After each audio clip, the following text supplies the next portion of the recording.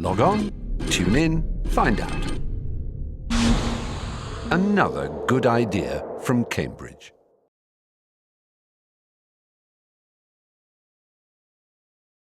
Great pleasure to be introducing an old friend and colleague of mine, Malcolm Ruel, here on this cold December day, December the 15th, 2002. Malcolm is now retired, but was part of the great generation of British social anthropologists of the mid-20th century and later 20th century. So Malcolm, when were you born? Let's just start with that. Oh, I was born 75 years ago in 1927, which is quite a long time. I would say I was really second generation, that the EPs and the Maya Fortises and even others were older than me, so I came into a subject which was filled with the great and the good, the real figures in chairs, and lived a career where they had resigned, and anthropology became a different kind of subject really, much more people involved in it, much wider number of people teaching, much larger number of people taking anthropology courses. I came into it in a way in the back door. I came to Downing under F.R. Leavis, Did you? and there were a number of anthropologists who came from F.R. Leavis. Jack did English too. Jack did English. Baxter, Leonhardt, Peter Leonhardt, all came via Leavis. And indeed, when I remember in 1950, when I came across, was thinking of doing anthropology, having done part one of the English tripos, and was not sufficient of a Leavis disciple to want to do 3 years, and was looking then for an appropriate subject for part two, and was introduced to Godfrey Leonhardt by Peter Leonhardt, who was a contemporary of mine, where we both took the scholarship exam in Downing. What year was that? That was... Well, so the year I moved across, the year I moved across was 1950. It was the first year that Maya Fortis, for example, and this is a good example of the great and the good going into these chairs. And Maya came across to take the chair in Cambridge in the year that I started, so I was the first year of Maya being at Cambridge. What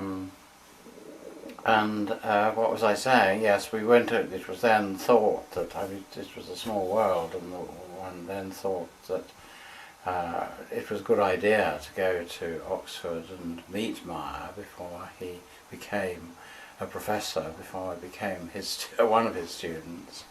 And it was EP who in Oxford said, who is this man, Leavis, who is like a brick wall that people react like tennis balls into social anthropology. Yes. And so you met Maya. Let's linger on. I met Maya in Oxford, who had then been appointed to the chair.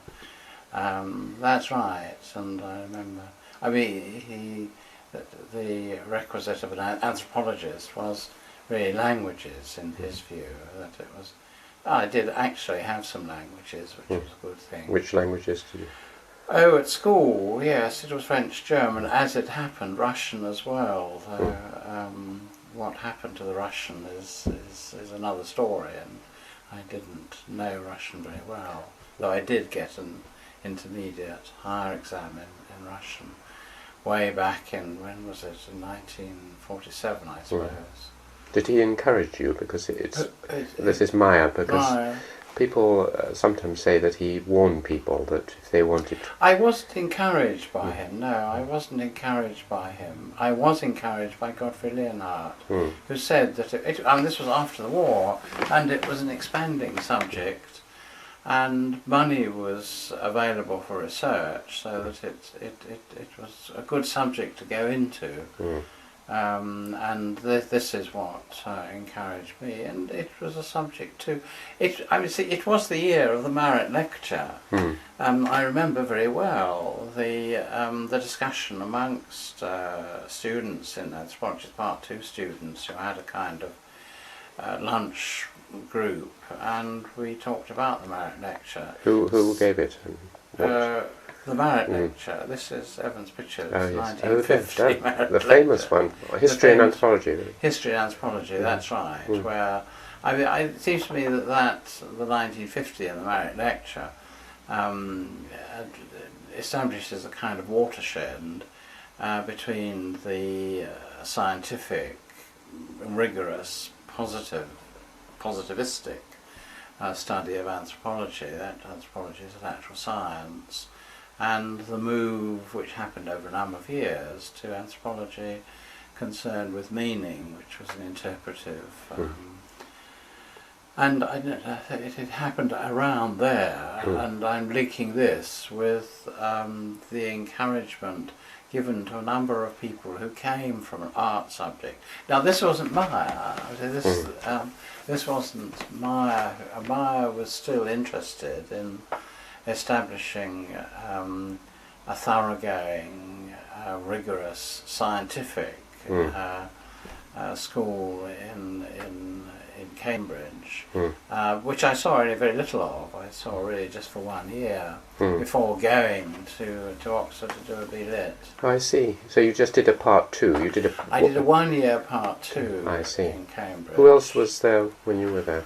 Oh, any other anthropologists? The previous the people who preceded that year were Eric Stenning, Derek Stenning, Raymond Smith, and the Indian man whose name I've forgotten, who worked in India. Not Jane, or Dubé, or Srinivas? No, none of those. Who I think left anthropology quite early on. In my own year, I don't think there were significant people actually who went on into anthropology. Who were the other teachers apart from Meyer? Rio was there? Rio was there. Rio Fortune. And Rio Fortune. And Ethel Lindgren was there. Oh, yes. Were you there during the great scandal when she was sacked? Yes, it was. That was after that year. No, I was in fact taught by Ethel Lindgren. I was supervised by Ethel Lindgren. And by Rio, or no? Not by Rio, no. Was he already notoriously strange in his behaviour? He was strange in his behaviour, yes. What do I remember of that year? Radcliffe Brown came and lectured. It was a year or two before he died. I've forgotten when he died, or early 50s, didn't he, Radcliffe Brown? Was he a good lecturer? Well, he was famous at that time. Nothing had been published other than papers of his, so that one went through journals to read his papers. Structure and Function in British Society didn't come out till somewhat later, so that one was still working from papers. And of course there were incredibly few ethnographies that were then available, so we made do with Beak and Rattray and people like that. And G.I. Jones was he teaching? He was teaching, yes. What was he like as a lecturer? I remember him giving the ethnographic lectures, and he'd done his homework and was fairly thorough. Not inspiring. No, rather dry. Rather dry, yes. Galvanised Arne was his nickname. Yes. No. And he lectured on material culture because you were doing those subjects too. No, we avoided material culture. Did you? Yes, I avoided material culture. Yes. Who else? I remember kind of ray of light when the Bohannons came across from Oxford.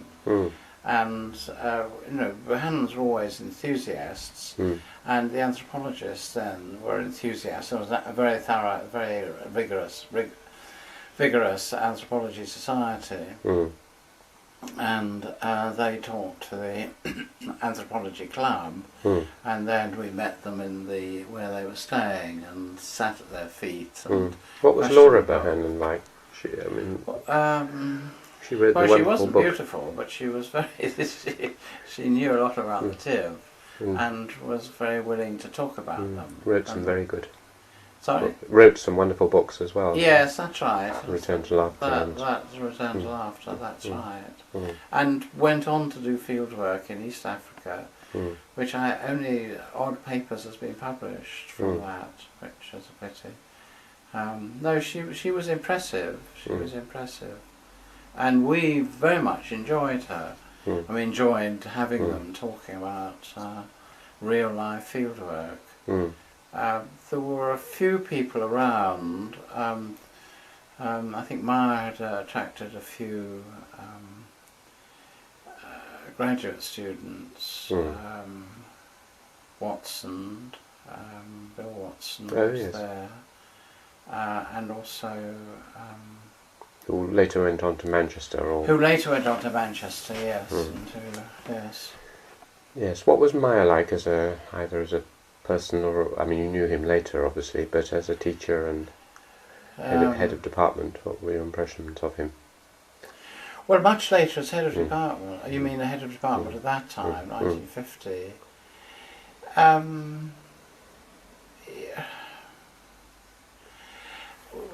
Yes, I mean he ran a seminar and clearly was wanting. It was about the time that Social Structure was published, the essays given to Radcliffe Brown, and he was then, I think, working with his Ashanti material,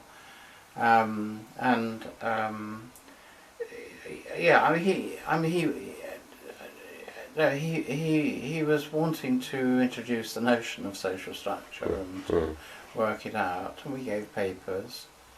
He was rather bird-like manner, didn't he? When I've just seen him lecture once or twice, a sort of staccato, quite forceful. I think, yes. As were my books, I find it very difficult to go back to the time when he was lecturing. I mean, he's always a man who seems to me that he links what he is doing with some very basic questions, and so that was stimulating. So he did make us think, and he was concerned to do that.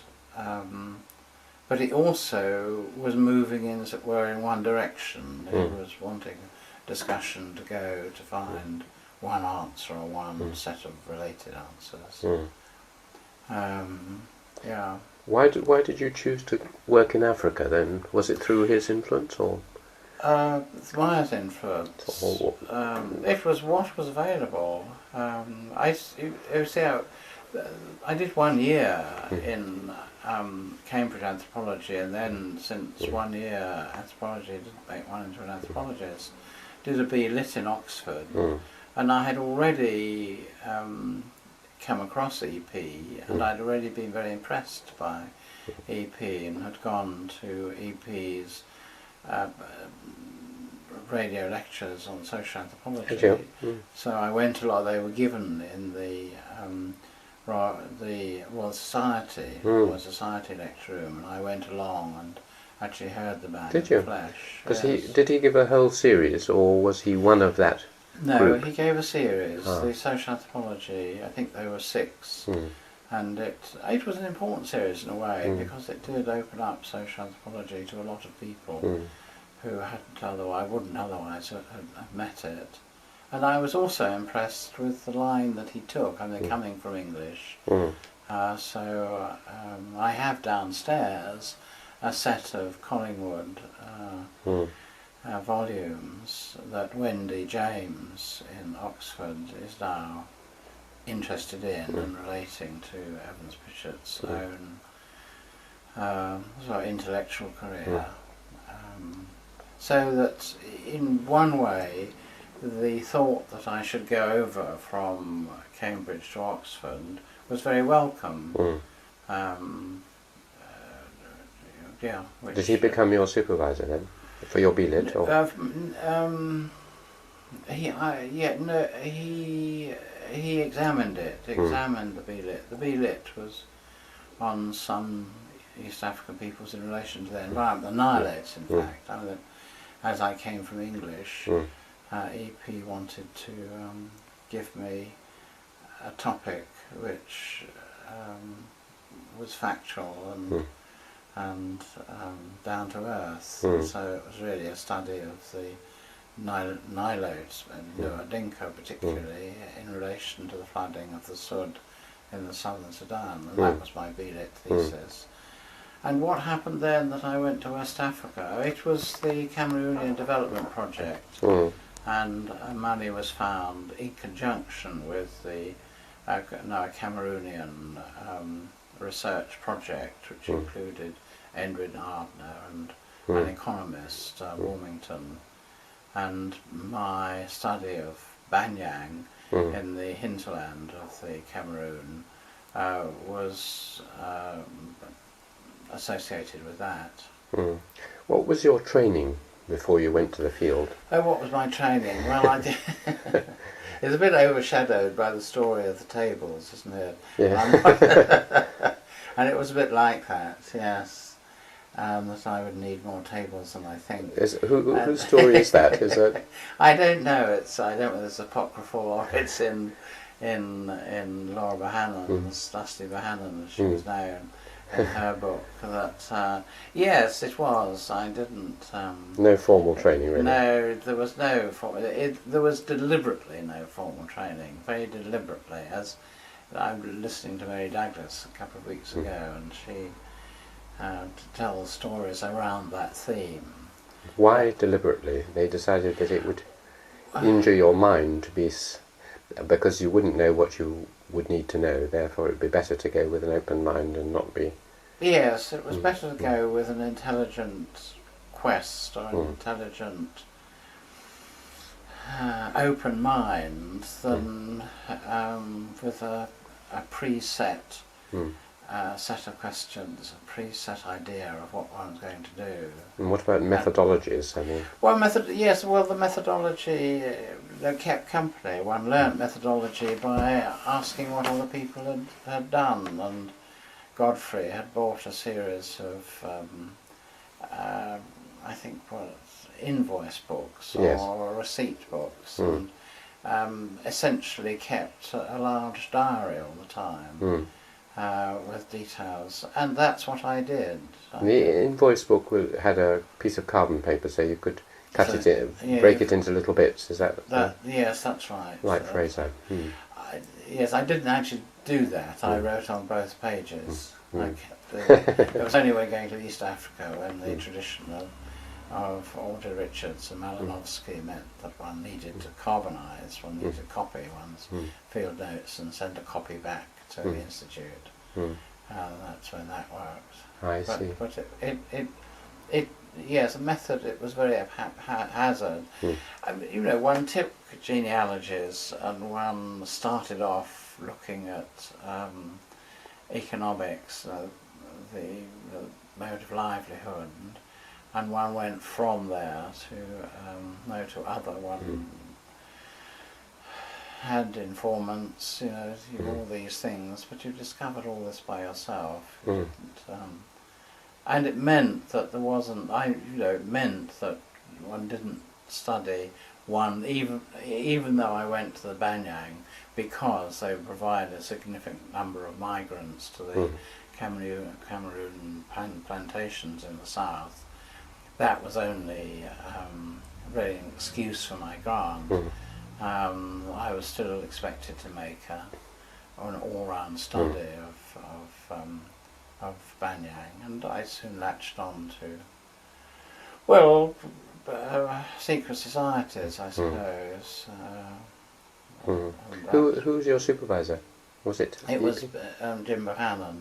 Ah, was it? Yes. Was he at Oxford at that time, or? He was at Oxford. He was a lecturer at Oxford. You say Jim Bohannon? Yes. I thought he was called Paul. Jim. He is called, but it's PJ, I think. I see.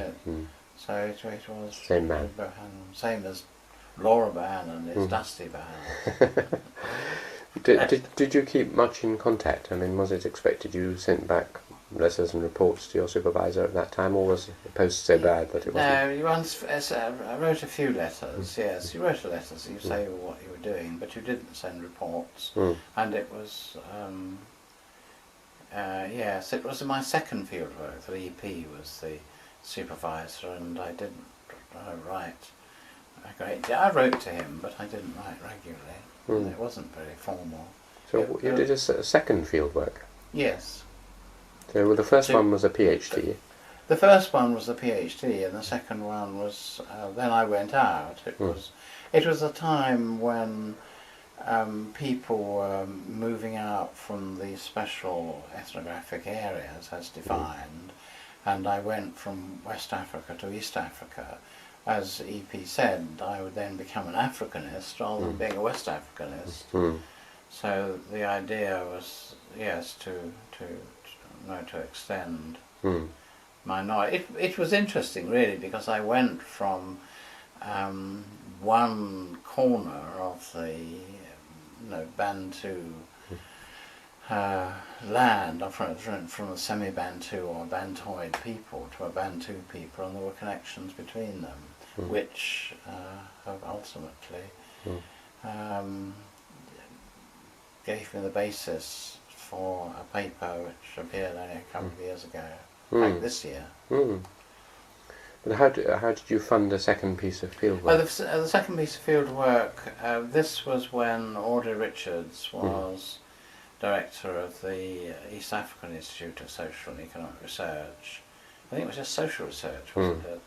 And they were looking, at that time, they had a research policy of a kind of expanding frontier from Kampala, and the courier, the people whom I worked with, were on that frontier. No one had made a study of them, and they were looking for someone to work with courier. Again, a very general remit, and make an anthropological study of the courier, social structure of the courier, whatever it was. And so I was appointed as a fellow of the East African Institute, and with that remit, though when I went out there, Audrey had left and Tom Fellers had come in as the director, and I wasn't entirely happy. I don't quite know why, but I was encouraged to go out and have a look, see if I think I wanted to study the Maasai for some reason, but I went out to East Africa and made a tour around, and felt in the end quite happy to go and work with courier, and I'm glad I did. It was an interesting thing to do. But you, even though Audrey had gone, you must have got to know her later, did you? Yes, yes. What sort of? I met her a few times, and I've got some film of her. How would you assess Audrey?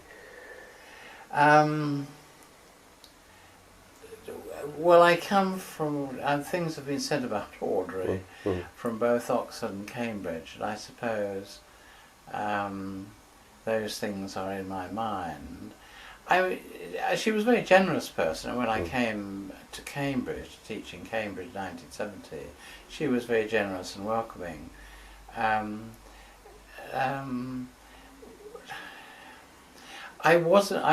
Fellers was really the director of the Institute while I was there, and he was a very significant person. I think he was, it was then, it was a different regime, and he was the most charitable person, very gentle, very acute intellectually, and very, very sad when he died.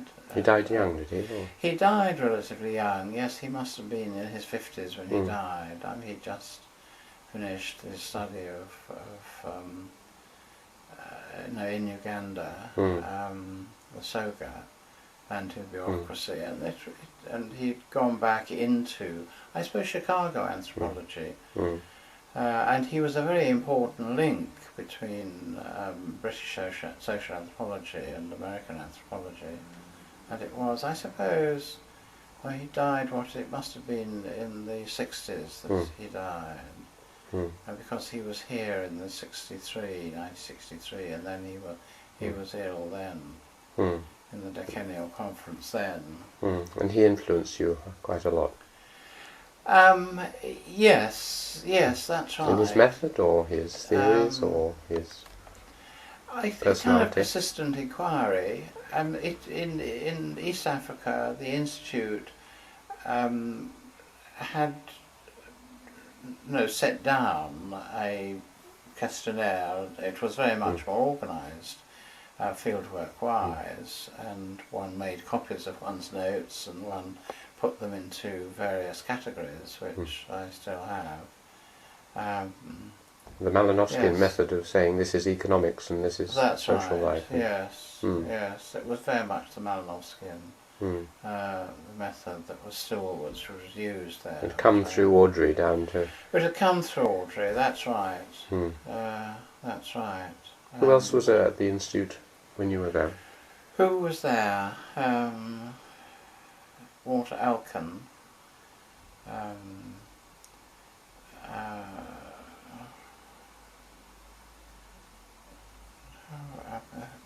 dear.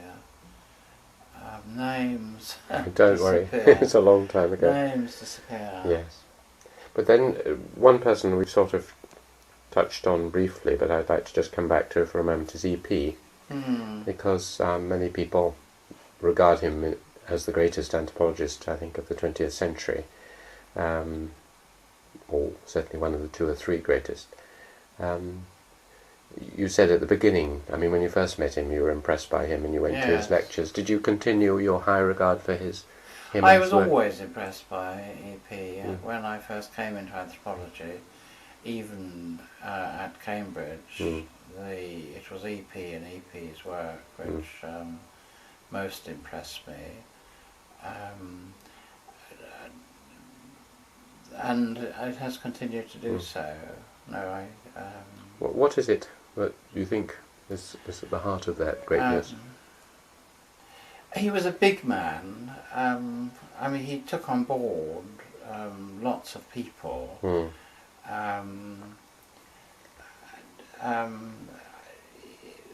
He was always a person of immense integrity, so that while in an informal situation he could say outrageous things, and did. and did. Nevertheless, on paper, when he took up a pen,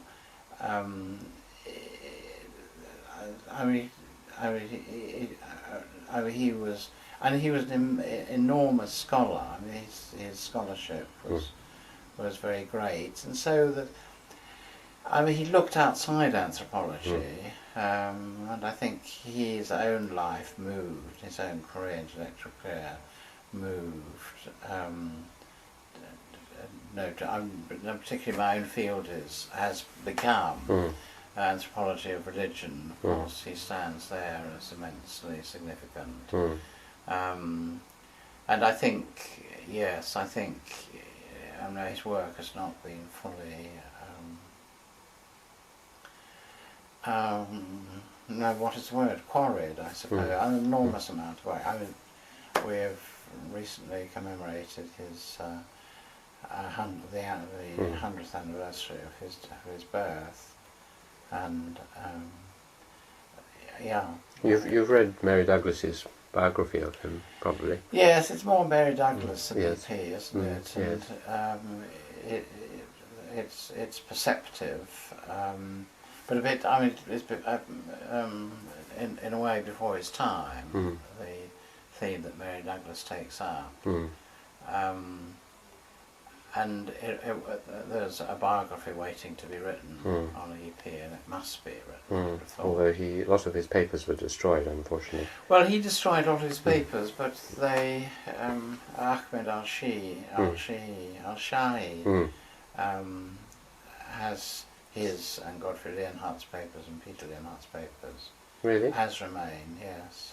Because it's rather like Freudian analysts, they succeed each other, and these papers have been accruing. But why has this person got them? I think because Godfrey was EP's Literary. executor, and Al-Shahi is Godfrey's executor. And where's Al-Shahi? He's in St Anthony's in Oxford. Oh, good. So somewhere Yes. safe.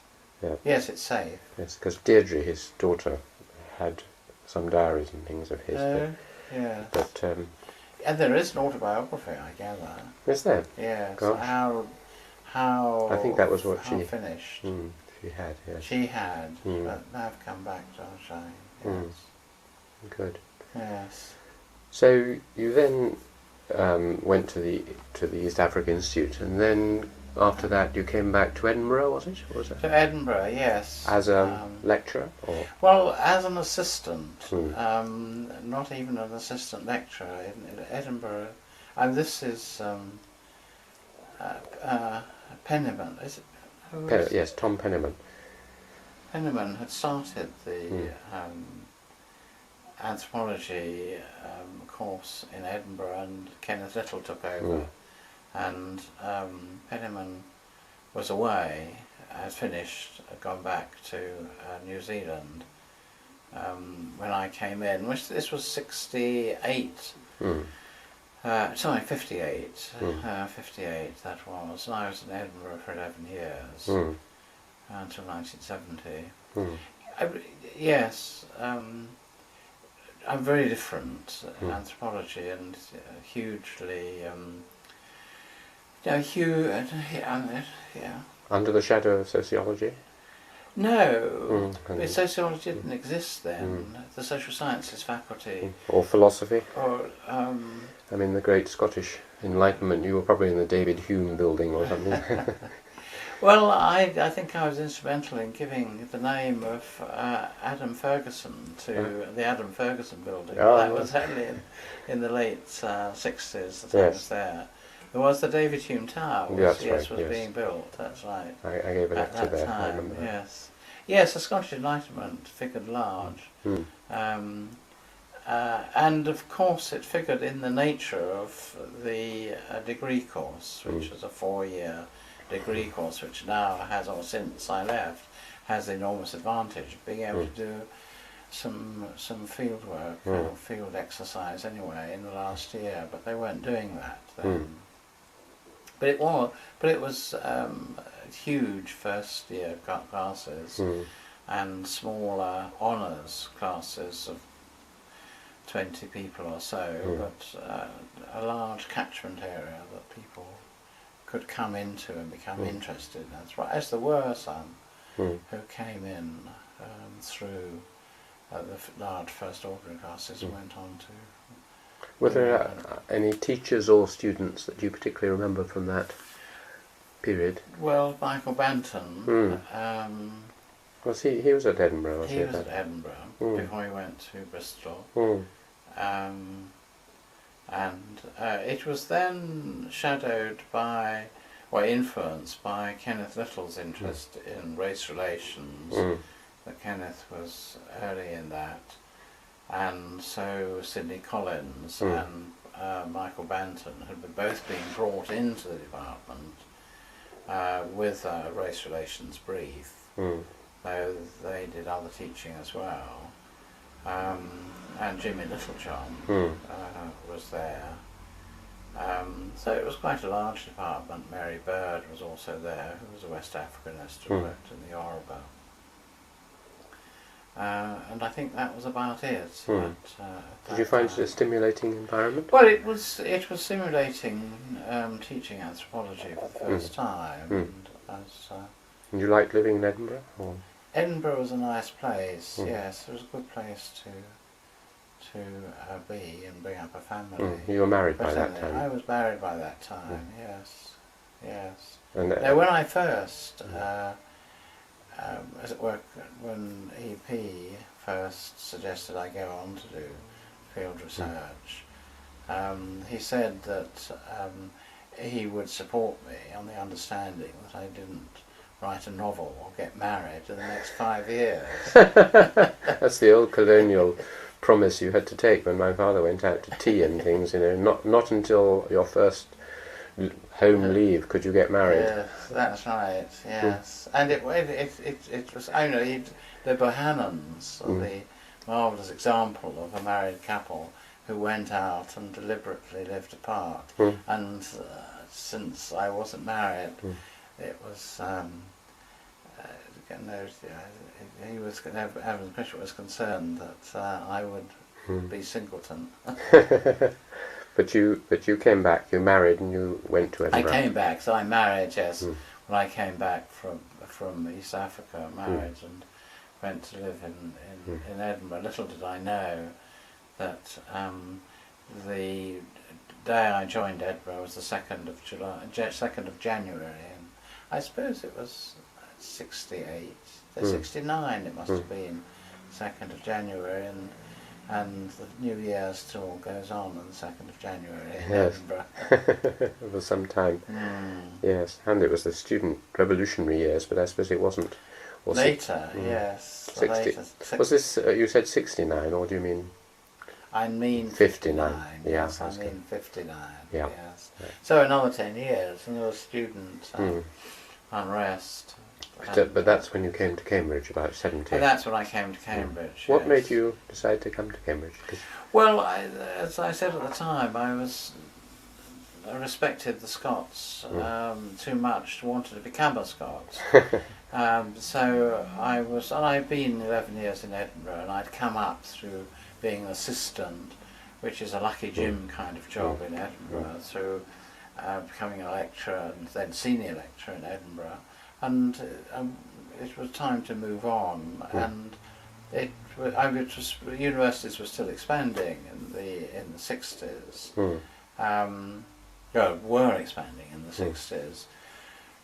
So I felt I could come to Cambridge at that time, and wouldn't want to come, and I could always move away from Cambridge, but little did I know that the university world was to change in the 1970s, and there was to be much less movement.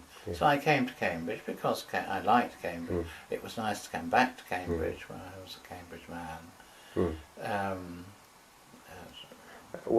There wasn't any push? I mean, there are rumours that Jimmy Littlejohn, towards the end, became not such an effective head of department, putting it mildly. I mean, he suffered from one of the less pleasant sides of my Scottish ancestors' predilection. Yeah, that wasn't. It wasn't the case at all. It was quite other. That in the late 60s, Kenneth left being head of department, as you know. And the principal was concerned that he did leave, did resign from being head of department. I remember very well that I met the principal, and he asked me if I would become head of department. And that wasn't the chair that was being offered, but simply the headship. But at that time, I'd already been appointed to Cambridge, and indeed became a fellow of Clare. So it wasn't a bit. Jimmy, although senior to me,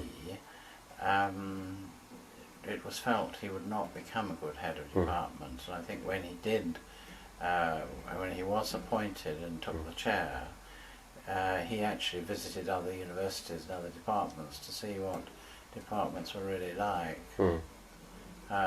So no, I wasn't pushed by Jimmy, but When you came to Cambridge, of course, you came to a department of social and political sciences. Yes, that's right. With the head, who was an Africanist and no doubt a friend, John Barnes. Yes. Let's start with John. I mean, you worked with him for many years, and Yes. I've interviewed him, and he's an old friend of both of us. How would you paint a quick portrait of John? Well, I think he's a good commentator. I think he...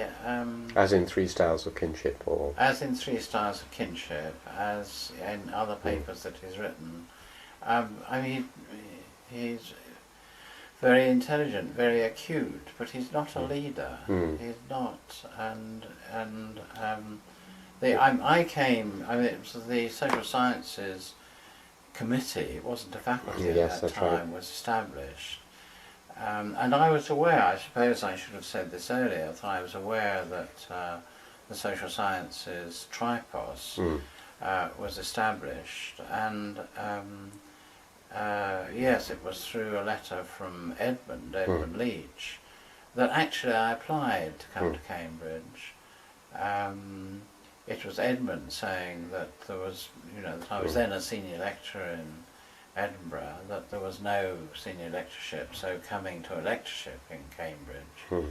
And I think I was encouraged to apply by Edmund. I'm the only person, I hate to say it, who I know to have been appointed to a post in Cambridge who had no interview. I wasn't interviewed for that because there were 3 appointments at that time, to sociology, to social psychology, and I think I was the more senior of the 3. And I think they wanted to interview them and not. So yes, and so came to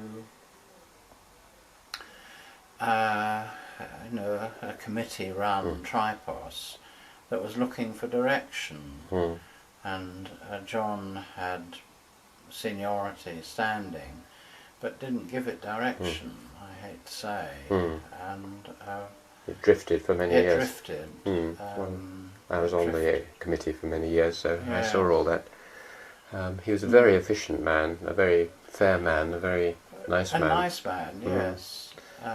But not bossy enough. He had no view of what kind of no vision, as they say. Yes. And there were real problems. The real problem between anthropology and SPS. Yes. With the anthropology prizing its social anthropology prizing its manifoldness and uniqueness. I suppose both manifold and some. What do I want to say? It was in one place, and how it didn't work. And the vision that of a natural science, of a social sciences tripos on the pattern of a natural sciences tripos didn't come off. No. There were long negotiations, of course, but they never came off. Absolutely, yes. Yes. You mentioned another figure, the person who wrote suggesting you came, Edmund Leach, who is obviously a huge influence on Cambridge anthropology in the second half. Any pen portrait of Edmund?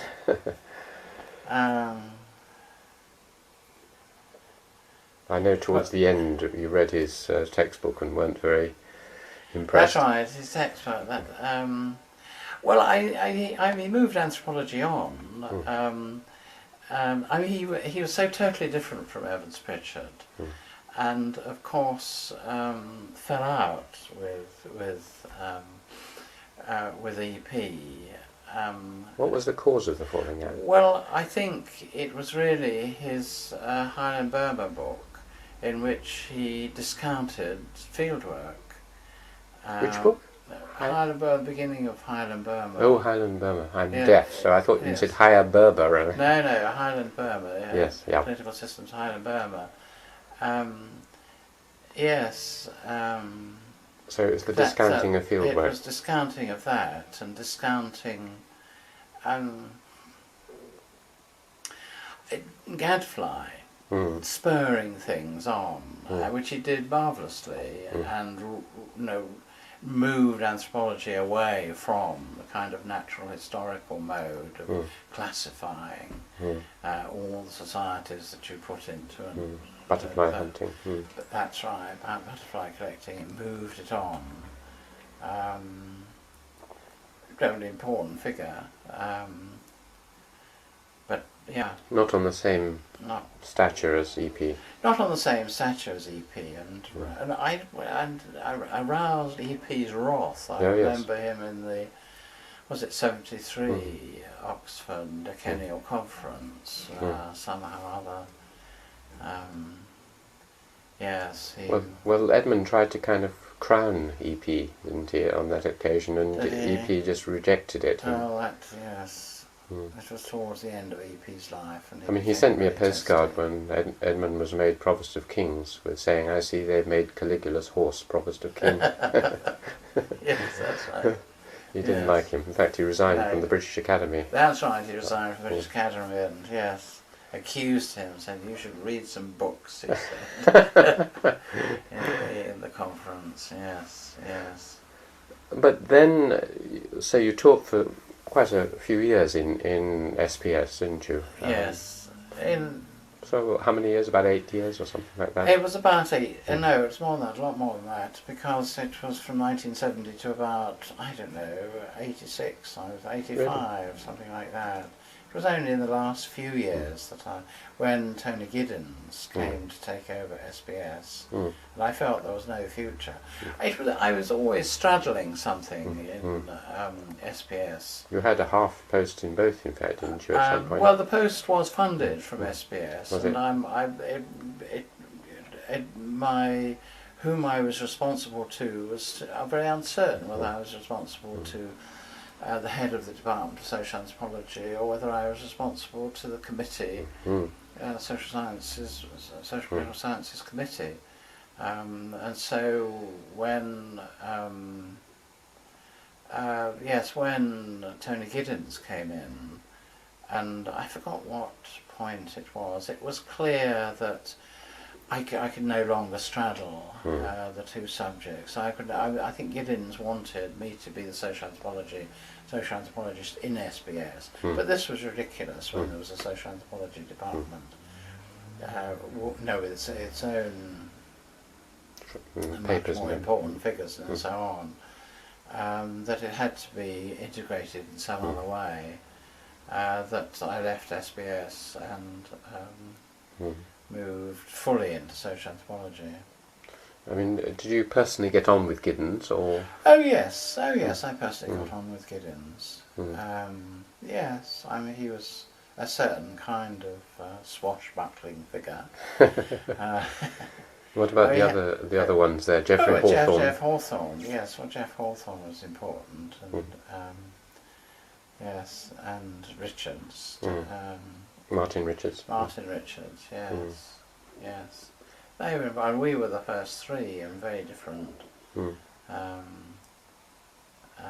had very different tasks, as it were, when we were there. I don't mind. In Edinburgh, I was in the African Studies Centre, and I quite like being a link person between subjects. So I was happy to be a kind of link man in SPS, but the link was a very difficult link to manage. Then you came across for about your last 5 years to the social anthropology department, and were even secretary of our department. I remember you at one time organising the lecture lists and things. When you encountered some of our swashbucklers, so this, among the our leading swashbuckler of the time was Professor J.R. Goody. Any thoughts about Jack, who I've also interviewed and is a long time friend? Well, great admirer of Jack. I'm a very political man, and marvellously into academic politics.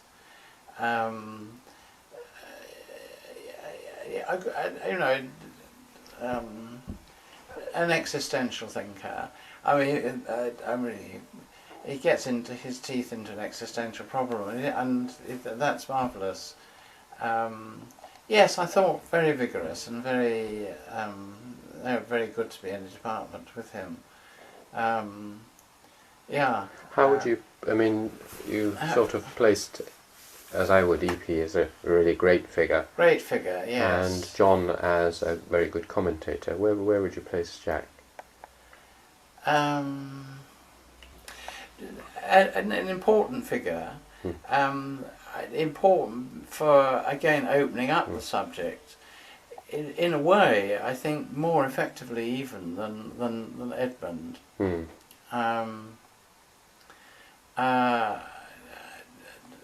Gregarious, in a way intellectually gregarious, which is a good thing to be in as an anthropologist, and doing what are the lectures that encourage people in labouring subjects for anthropology, which is a typical Jack thing. Rivers lectures. The Rivers lectures, that's right. So important in that way, yes. Yeah, I don't know. And one doesn't know which bits will last forever, but all be significant. Yes, some of his literacy work certainly, I think. Literacy was very important rift to open up, wasn't it? And the kinship in Europe. I think that's an important line. Not easy to read, but and very energetic, which is very good. Were there any others there? Well, Tambaya. I think Tambaya was very impressive. I had to decide in 1984, when I was having a sabbatical in America, whether I wanted to go to the AAA conference or whether I prefer to meet and have a talk with Tambaya, and I thought it better to have a talk with Tambaya. Really? Yes.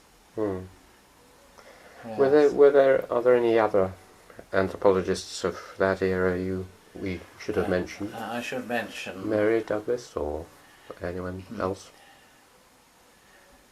You mentioned her in passing, actually, but I've mentioned Mary in passing. Yes. Darrell Ford, I suppose he's a previous generation. Darrell Ford's a previous generation. Who else? Godfrey. Godfrey seems to be very important. Godfrey's book, extremely important. Dinka Religion. Dinka Religion, yes, that's right.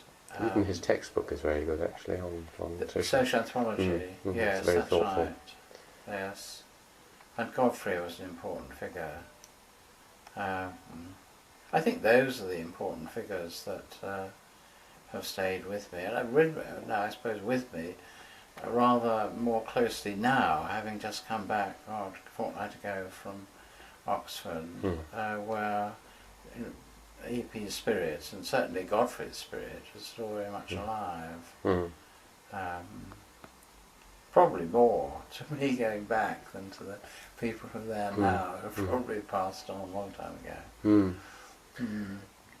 So the main change you saw in anthropology was from very specific holistic studies of particular societies to now a much more problem-oriented, yes, and is much less focused or has a series of local foci. That's certainly the main change. Yes, much more applied, much more related to problems, sort of practical problems, policy problems. We weren't. I remember having a talk with a colonial officer who was interested in policy problems, and I took it in, but I didn't take it very seriously. Whereas I think, well, much more so now. And I still, in a way, believe that was the best anthropology, where one was looking for what were the significant features in the societies one studied, and went on from there. Which perhaps explains why you've now shifted towards art, which has, as we know, no use whatsoever, but yes, is intellectually important and interesting. What? I mean, when you were an anthropologist, you weren't particularly interested in art, were you?